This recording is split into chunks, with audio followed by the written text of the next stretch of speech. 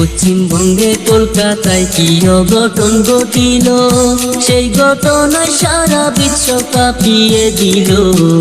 হায়রে পাষাণ মানুষ বুঝি আজও আছে এই দুনিয়ায়।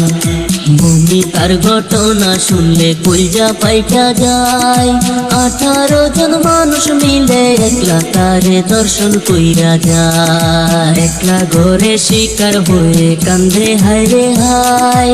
চিৎকার করে কান্না করলেও কান্না শোনার মতো কেহ নাই। হাতে পায়ে দড়ি দিয়া শক্ত করে বেঁধে, হায়রে মানুষ পাষাণ তোমরা কি করিলে। পাগল হইয়া চিৎকার করে তবু রেহাই দিলা না তারে।